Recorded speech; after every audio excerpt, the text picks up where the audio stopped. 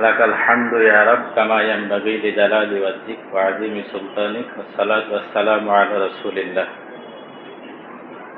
আউযু বিল্লাহি মিনাশ শাইতানির রাজীম। লাকাদ খালাকনাল ইনসানা ফি কাবাদ ওয়া ফিল আয়াতিল উখরা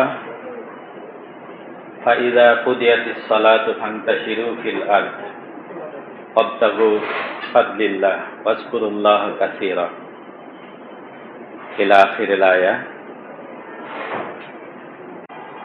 ইসলাম হচ্ছে কম্প্রিহেন্সিভ ভিউ ছাড়া ইসলামী জীবন আদর্শের খণ্ড খণ্ড চিত্র নিয়ে একটি বিষয়কে উপলব্ধি করা কঠিন। তারপরেও যে দুটি আয়াত আমি আপনাদের সামনে উপস্থাপন করেছি, একটি হচ্ছে সূরা আল বালাদের 4 নম্বর আয়াত, যে লাকাদ খালাকনাল ইনসানা ফি কাবাদ, আমি মানুষকে শ্রমনির্ভর করে সৃষ্টি করেছি। অর্থাৎ মানুষ সৃষ্টিগতভাবেই কর্মঠ হবে, শ্রম দিবে, শ্রমের ভিত্তিতে তার জীবনের চাকা ঘুরতে থাকবে। আর সূরাতুল জুমআ 28 পারার সূরার শেষের দিকে যে আয়াতে জুমার সালাতের দিকে আল্লাহ রাব্বুল আলামিন দৌড়ে যেতে বলেছেন, যে ফাসাউ ইলা যিকরিল্লাহ, তখন তোমাদের সালাতের জন্য ডাকা হয়, জুমার দিনে তোমরা দৌড়ে যাও। তো দৌড়ে মসজিদে হাজির হবে। তারপরে বলছেন ফাইজা কুদিয়াতিস সালাত, সালাত যখন শেষ হয়ে যাবে তখন ফান্তাশিরু ফিল আরদ, জমিনে ছড়িয়ে পড়ো। কি জন্য ছড়িয়ে পড়বে? ওয়াবতাগু মিন ফাদলিল্লাহ, আল্লাহর অনুগ্রহ তালাশ করো।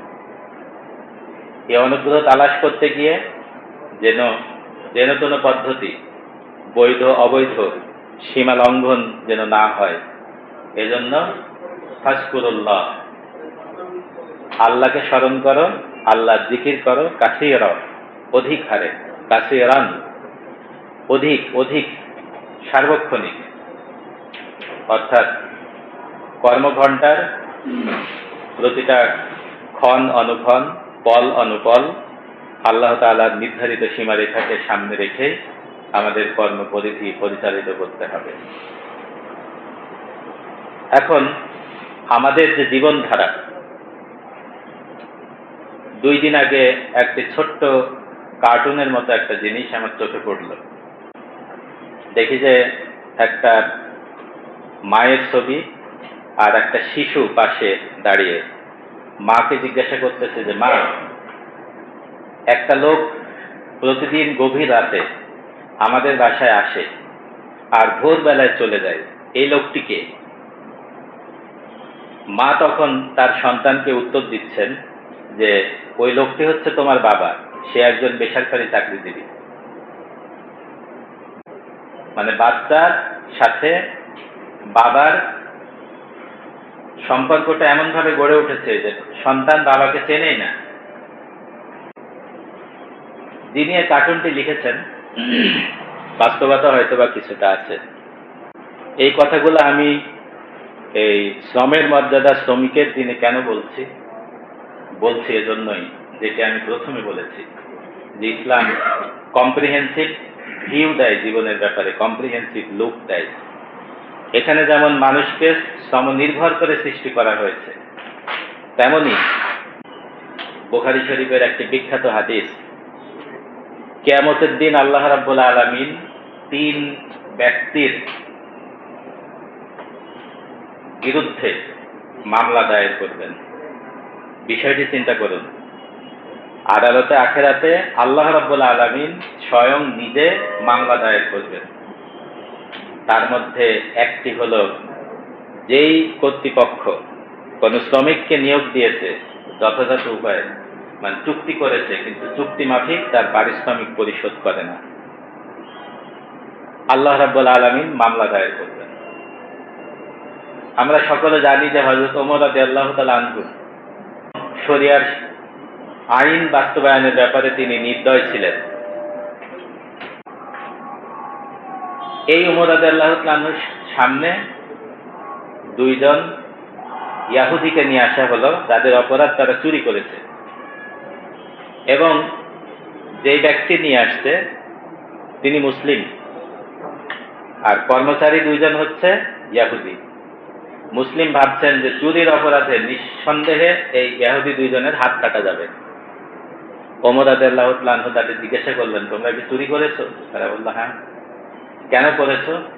বলছে যে আমাদেরকে কাজে নিয়োগ দেওয়ার সময় যে কন্ট্রাক্ট করা হয়েছিল, চুক্তি করা হয়েছিল, সেই চুক্তি অনুযায়ী আমাদেরকে ভাতা সুযোগ সুবিধা দেয় না। ওমর রাদিয়াল্লাহু তাআলা আনহু নিয়োগকর্তাকে জিজ্ঞাসা করলেন, এদের বক্তব্য কি সঠিক? সেই ব্যক্তিটি বললেন যে জি, সঠিক।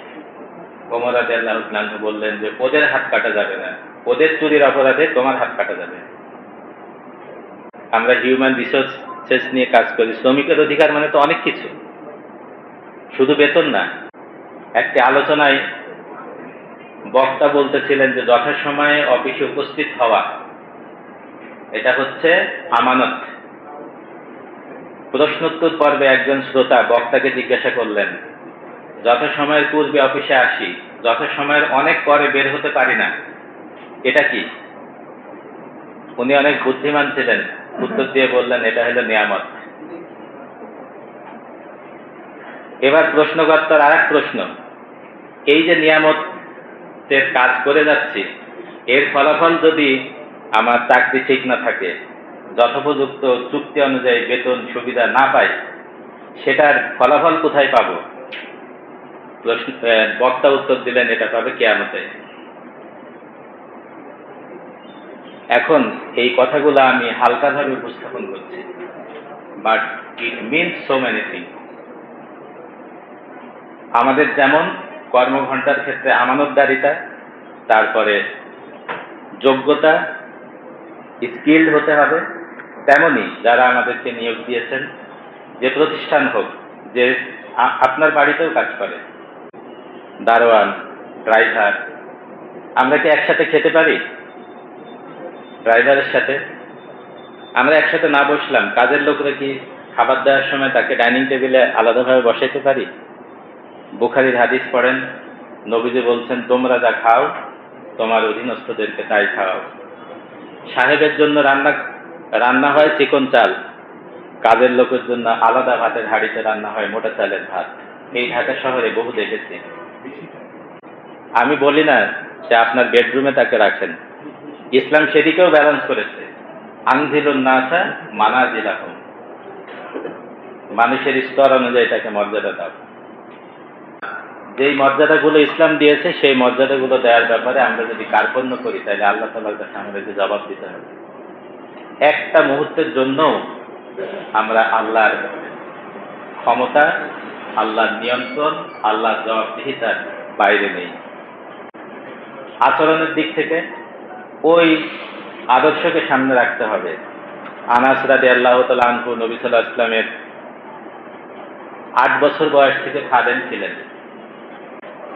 এই আনাস রাদিয়াল্লাহু তাআলা আনহু দীর্ঘদিন নবীজির খেদমত করার পরে সাক্ষী দিলেন যে এমন একটা দিন হয় নাই যে নবীজি আমাকে বলছেন তুমি এই কাজটা কেন করো নাই। এটি যেমন যে দায়িত্বশীল তার যেমন দায়িত্ব, তার আগে যিনি অধীনস্থ তার দায়িত্ব হচ্ছে যে নিজের কাজটুকু সঠিকভাবে করা, প্রশ্ন উত্থাপন হওয়ার সুযোগ না দেওয়া। আমি আজকে আমার এই কথাগুলো এভাবে সাজাতে চাই যে দেখুন, আমার শরীরে যে পোশাক, এই পোশাকের মধ্যে অনেক শ্রমিকের ঘাম জড়িয়ে আছে। যে বিল্ডিং এ আমরা বসে আছি, এই বিল্ডিংটা নির্মিত হওয়ার জন্য অনেক শ্রমিকের ঘাম আছে, রক্তও থাকতে পারে।